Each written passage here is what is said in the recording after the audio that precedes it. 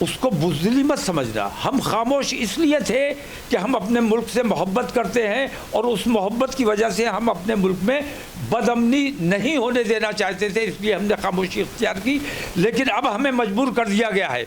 ہندوستان میں خانہ جنگی نہیں ہو رہی ہے, اس کی سب سے بڑی وجہ یہ ہے کہ ہم ان آتنکوادیوں, ان گنڈوں, ان بدماشوں جن کی حکومت سرپرستی کر رہی ہے, ان کا ہم نے ابھی تک جواب نہیں دیا ہے. جس دن جواب دیا جائے گا اس دن مجھے اندیشہ ہے کہ ملک میں خانہ جنگی کا ماحول بن جائے گا. بے ایمانی کا کوئی فیصلہ ماننے کے لیے کسی قیمت پر تیار نہیں ہوں. آج آستھا کے مطابق فیصلہ ہو رہا ہے, ہندوتوا کے مطابق فیصلہ ہو رہا ہے.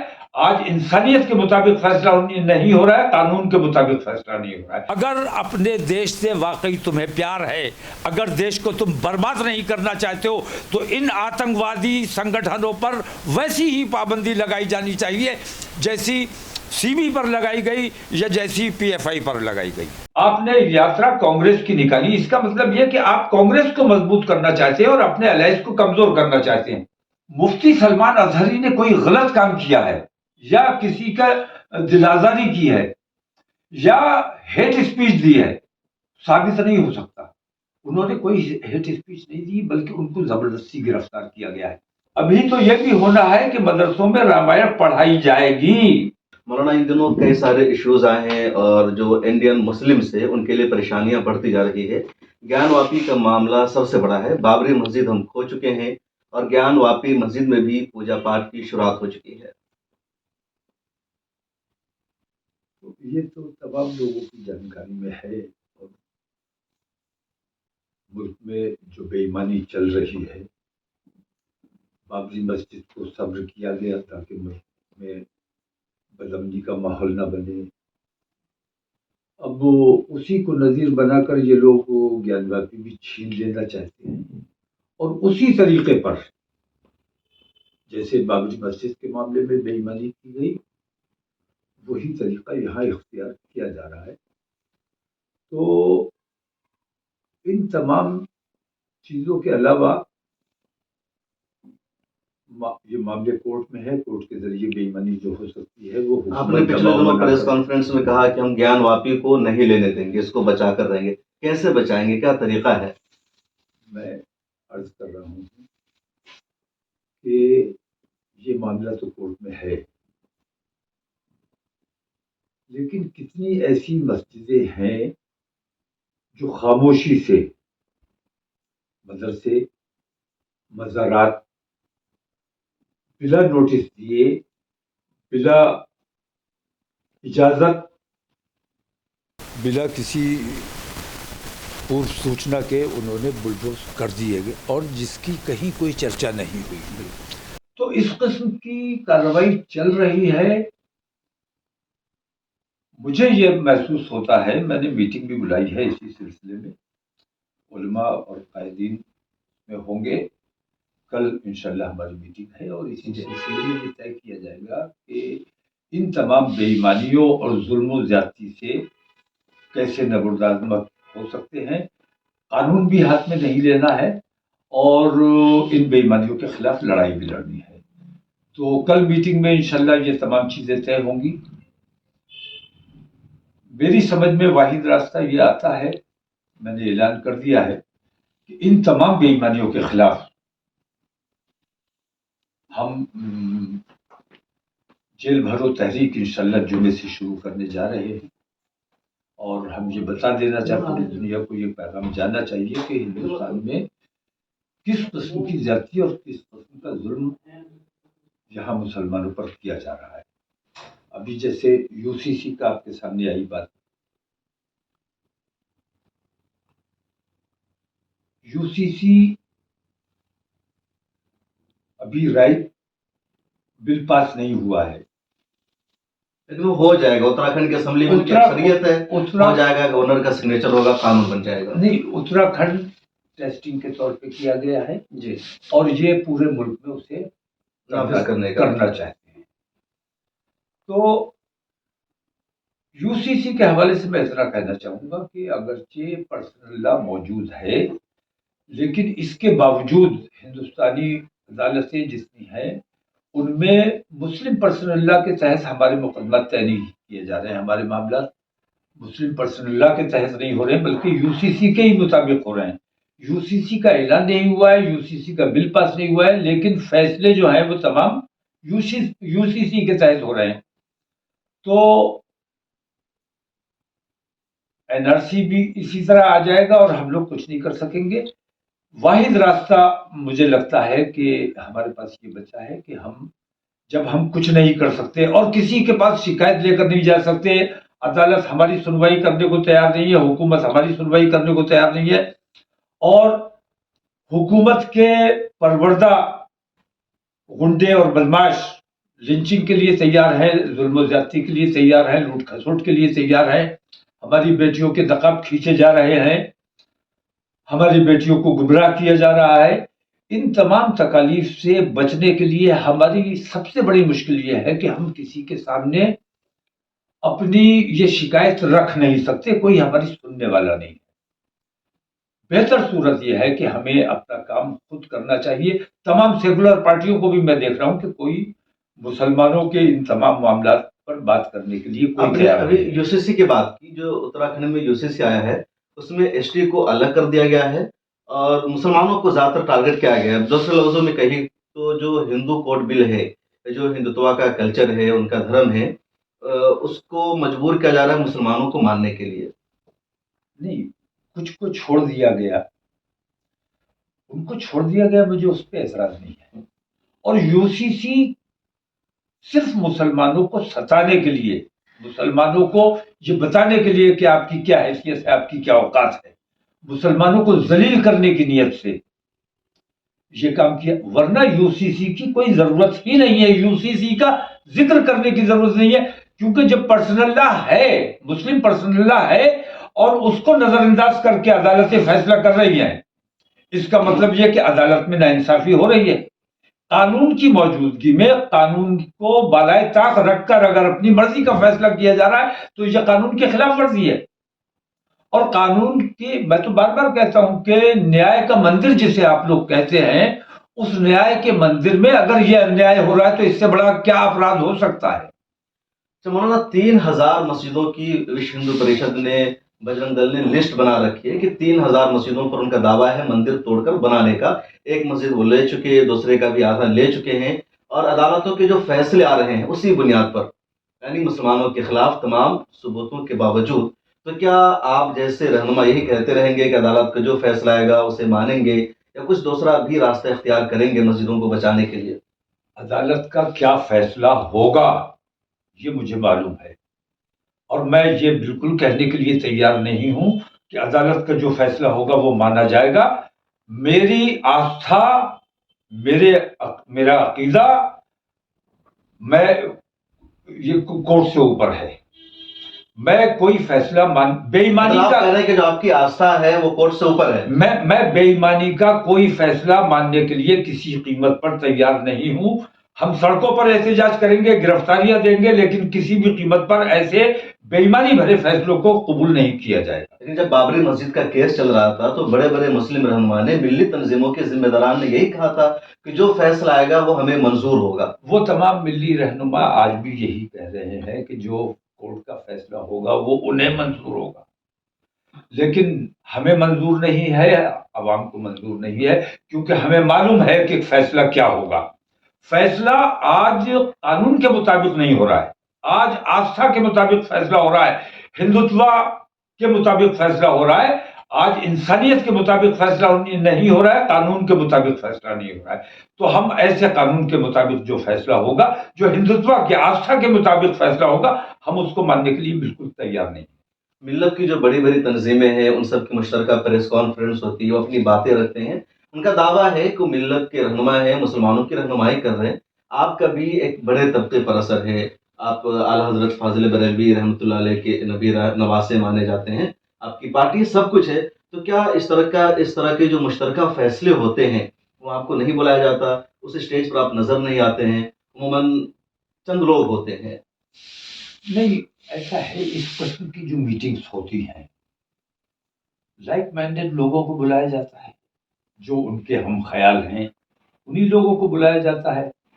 जो मसलहत शनास लोग हैं, मसलहत से काम लेने वाले लोग हैं, ऐसे लोगों को बुलाया जाता है। मैं मसलहत नहीं जानता, मैं तो सीधी बात जानता हूँ, दो टूक बात करता हूँ, और किसी किस्म की कोई मसलहत नहीं। जो सही है वो सही है, जो गलत है वो गलत है। कोर्ट का फैसला एक बार माना हमने अपने मुल्क में अमन व अमान बनाए रखने के लिए, और हिंदू समाज को हमने ये मैसेज दिया कि हम अपने देश में अमन बना के रखना चाहते हैं। अब अगर दोबारा बेईमानी होगी, इसका मतलब ये है कि आप जबरदस्ती कर रहे हैं। जबरदस्ती किसी भी कीमत पर बर्दाश्त नहीं की जाएगी। हर जुल्म सितम सहने के लिए तैयार है, और मुसलमानों को तैयार रहना चाहिए। ऐसे तमाम फैसलों की मुखालफत करने के लिए, और अपनी उन तमाम तकलीफ और परेशानियों के लिए खुद मुत्तहिद होकर किसी पार्टी पर भरोसा मत कीजिए, किसी का इंतजार मत कीजिए। आपकी मस्जिद है, आपके बच्चों का मुस्तकबिल का मामला है, आपकी बहन बेटियों की इज्जत और आबरू का मामला है। आपको अपना काम खुद करने की ताकत और सलाहियत अपने अंदर पैदा करनी है। कैसे मुसलमान सलाहियत पैदा करेंगे? क्योंकि मुसलमानों के एक बड़े तबके को ये लगता है कि सरकार बदल जाएगी, उनके मसले हल हो जाएंगे। सारी प्रॉब्लम, सारी दिक्कतें बीजेपी सरकार में है। सरकार बदल जाएगी, बदल सकती थी, और ऐसा महसूस हो रहा था कि एक बड़ा गठबंधन बन गया है और कोई बेहतर नतीजा निकल सकता है। लेकिन देखने में ये आया कि बनने से पहले कमजोर बुनियाद थी, बनने से पहले इमारत गिर गई। और उसमें सबसे ज्यादा नासमझी का काम कांग्रेस ने किया है। उन्होंने अपने एलायंस को जोड़कर नहीं रखा, और मैं ये समझता हूं कि एलायंस को और कमजोर करने का, जब गठबंधन बन गया था, इंडिया आपने बना लिया था, तो आपको यात्रा निकालनी चाहिए थी इंडिया गठबंधन की। आपने यात्रा कांग्रेस की निकाली। इसका मतलब यह कि आप कांग्रेस को मजबूत करना चाहते हैं और अपने अलायंस को कमजोर करना चाहते हैं। तो जब आप अपने दोस्तों को कमजोर कर देंगे, अपने आप को मजबूत करेंगे, तो फिर आपका तो कोई दोस्त रहेगा नहीं। इसलिए हमने ये फैसला किया है कि आने वाले वक्त में मुसलमानों को अपनी ताकत बनानी चाहिए। अभी तो इनके हाथ में ताकत है। भारतीय जनता पार्टी, वो कहते हैं 400 के पार, मैं कहता हूं 500 के पार भी आप हो सकते हैं, क्योंकि अलमिया यह है कि हमारे हिंदुस्तान का, कि इस वक्त नरेंद्र मोदी बहुत अच्छे हैं, इस वजह से नहीं जीतेंगे। नरेंद्र मोदी देश को बर्बाद कर रहे हैं या देश को आबाद कर रहे हैं, इस वजह से नहीं जीतेंगे। नरेंद्र मोदी चुनाव जीतेंगे, भारतीय जनता पार्टी चुनाव जीतेगी, तो सिर्फ इस वजह से जीतेगी कि मुकाबले में कोई मजबूत पार्टी नहीं है। जो है तो उसको खत्म किया जा रहा है। कांग्रेस को कमजोर किया, अभी एनसीपी पर अजीत पवार के दावा को इलेक्शन कमीशन ने तस्लीम कर लिया, शिवसेना के साथ यही हुआ। तो जो पार्टियां थी उनको भी तोड़ा जा रहा है, कमजोर किया जा रहा है। अपोजिशन मुक्त भारत बनाने की तैयारी चल रही है। नहीं, अपोजिशन को देखिए, जब एक अलायंस बन गया था, उस अलायंस को बनाए रखना चाहिए था, उस अलायंस को मजबूत किया जाना चाहिए था। कांग्रेस को कौन कमजोर कर रहा है? कांग्रेस पर कौन दबाव बना रहा है? कांग्रेस ने अपने अलायंस को अपने से अलहदा क्यों होने दिया?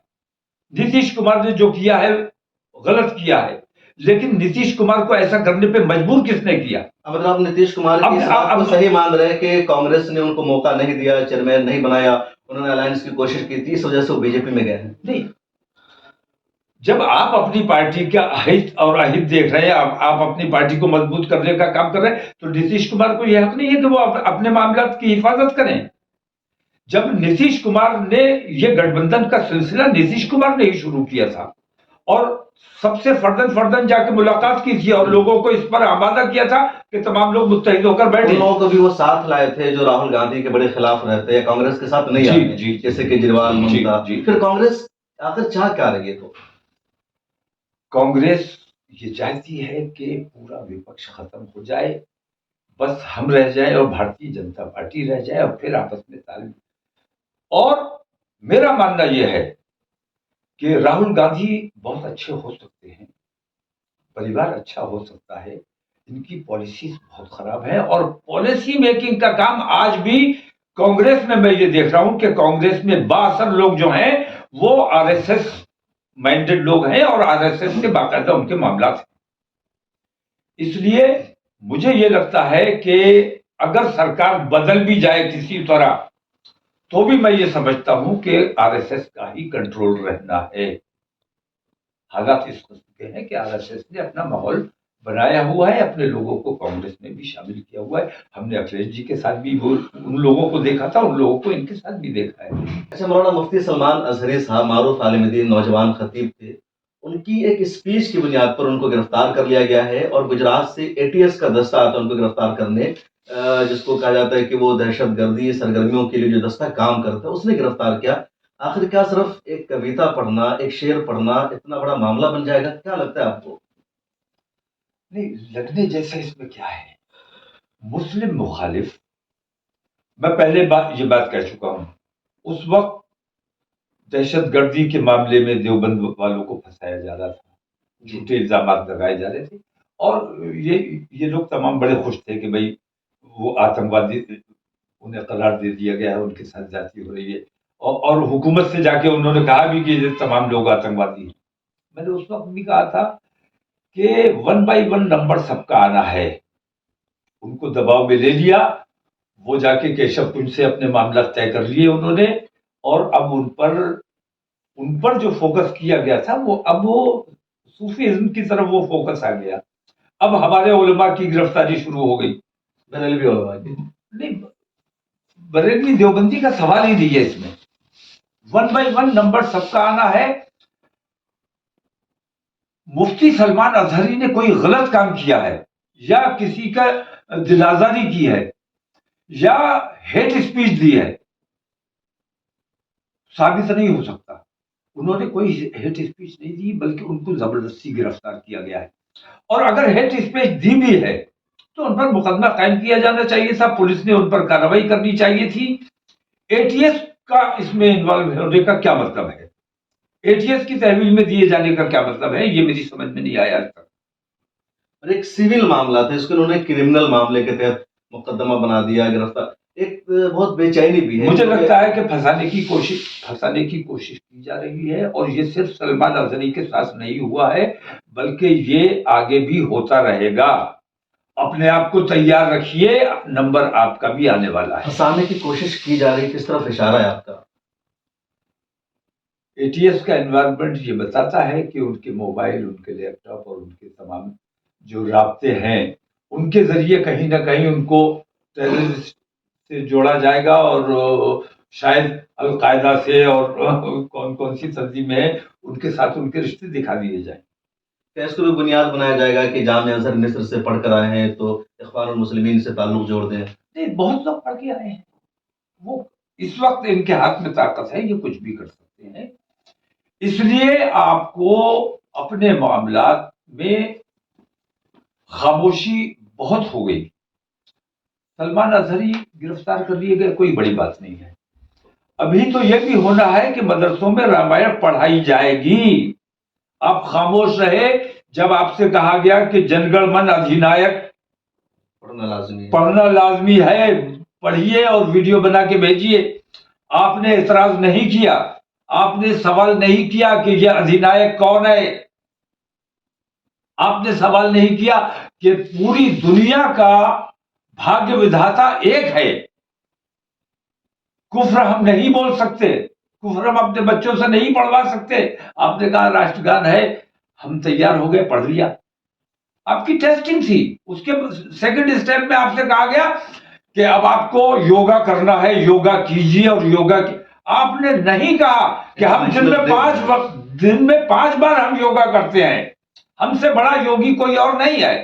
آپ نے اعتراض نہیں کیا, آپ نے یوگا کیا, اور یوگا کیا یہاں تک کر دیا کہ آپ نے سوریہ نمسکار تک کر لیا. دھیرے دھیرے آپ کو تلک لگانے پہ مجبور کیا جائے گا, آپ کو رامائن پڑھنے پر مجبور کیا جائے گا, مہابھارت پڑھنے پر مجبور کیا جائے گا. ان تمام تکلیفوں کے لیے اگر ایمان بچا ہے, اگر ایمانی کچھ حرارت ہے, تو اپنا کام خود کرنے کی طاقت پیدا کیجیے, اور متحد ہو کر سڑکوں پر آئیے, اور یہ کہیے کہ اب ہم یہ ظلم برداشت نہیں کریں گے, یا تو جان دیں گے. اگر ایمان دے کر تم زندہ رہنا چاہتے ہو تو تم جانو, ہم تو ईमान के लिए अपनी जान भी देने के लिए तैयार है। एक आखिरी सवाल, जुमा को बरेली में आप गिरफ्तारी देने जा रहे हैं, पिछले दिनों भी आप बड़ा एहतजाज करते रहे हैं, एक मरतबा आप अपनी रिकॉर्डिंग पुलिस को देने चले गए थे कि इसमें हेट स्पीच को निकालो और मेरी गिरफ्तारी करो, इस मरतबा क्या करने जा रहे हैं? पुलिस प्रशासन परेशान है। मैं इन तमाम बेईमानियों के खिलाफ, जुल्म और ज्यादती के खिलाफ, मस्जिदों पर हमलों के खिलाफ, नकाब जो लोग खींचने की कोशिश करते हैं, बजरंग दल और विश्व हिंदू परिषद जैसे आतंकवादी संगठनों के खिलाफ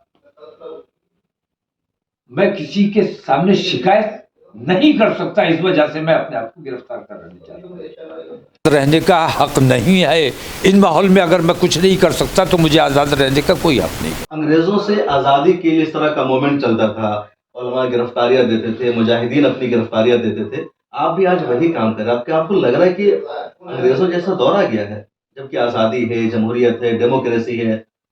अंग्रेजों से ज्यादा बदतर हालात है। गुलामी ही बेहतर थी।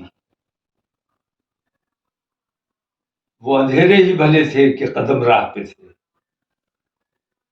इस वक्त हिंदुस्तान में जो माहौल है, मुसलमानों को ज़बरदस्ती हिंदू बनाने की कोशिश, अपना मज़हब, मैं कहता हूँ कि वो आताई जिन्हें कहा जाता है, जिन्हें आक्रमणकारी कहा जाता है, उन्होंने वोट मांगकर, झूठ बोलकर, बेईमानी करके, ईवीएम में घपला करके अपनी सरकार नहीं बनाई थी, अपनी ताकत की बुनियाद पर बनाई थी।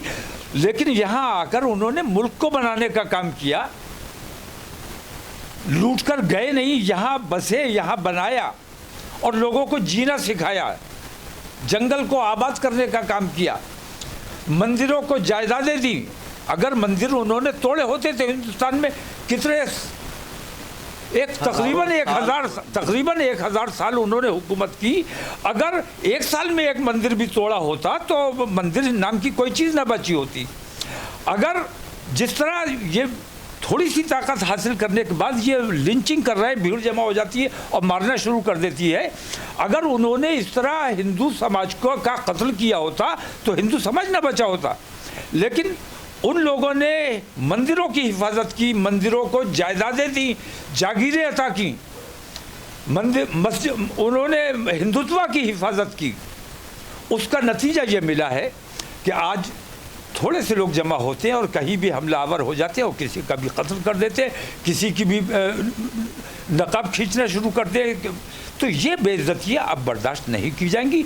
हमने इंसाफ किया था, हमने अपने देश को बनाया था, हम आज भी अपने देश के साथ हैं, देश से प्यार करते हैं और इसीलिए हम देश का अमन व अमान बनाए रखना चाहते हैं। आज तक हमारी खामोशी, उसको बुज़दिली मत समझना। हम खामोश इसलिए थे कि हम अपने मुल्क से मोहब्बत करते हैं और उस मोहब्बत की वजह से हम अपने मुल्क में बदअमनी नहीं होने देना चाहते थे, इसलिए हमने खामोशी इख्तियार की। लेकिन अब हमें मजबूर कर दिया गया है। हिंदुस्तान में खाना जंगी नहीं हो रही है, उसकी सबसे बड़ी वजह यह है कि हम इन आतंकवादियों, इन गुंडों, इन बदमाशों जिनकी हुकूमत सरपरस्ती कर रही है, इनका हमने अभी तक जवाब नहीं दिया है। जिस दिन जवाब दिया जाएगा उस दिन मुझे अंदेशा है कि मुल्क में खाना जंगी का माहौल बन जाएगा। इसलिए मैं हुकूमत से अभी भी कहता हूँ, अगर अपने देश से वाकई तुम्हें प्यार है, अगर देश को तुम बर्बाद नहीं करना चाहते हो, तो इन आतंकवादी संगठनों पर वैसी ही पाबंदी लगाई जानी चाहिए जैसी सीबी पर लगाई गई या जैसी PFI पर लगाई गई। हमारे साथ थे मौलाना तौक़ीर रज़ा ख़ान, जिन्होंने वाज़ेह लफ्ज़ों में और साफ साफ कहा जिस तरह बजरंग दल और विश्व हिंदू परिषद की गुंडागर्दी हो रही है, मस्जिदों पर झंडे लगाए जा रहे हैं, कहीं भी मुसलमानों को ज़बरदस्ती जय श्री राम का नारा लगाने पर मजबूर किया जाता है, मुसलमानों को परेशान किया जाता है। इन सब पर पाबंदी लगानी होगी क्योंकि दहशतगर्द तंजीमें हैं। मुसलमानों ने सब्र से काम लिया है, उन्होंने हिम्मत से काम लिया है, उन्होंने जवाब नहीं दिया है। अगर मुसलमानों की तरफ से रिएक्शन हुआ तो खाना जंगी हो सकती है। तौक़ीर रज़ा ख़ान का साफ जुमला है। इस सिलसिले में आपकी क्या राय है, कमेंट सेक्शन में ज़रूर लिखेगा। कैमरामैन तमन्ना के साथ शम्स तबरेज़ क़ासिमी, मिल्लत टाइम्स।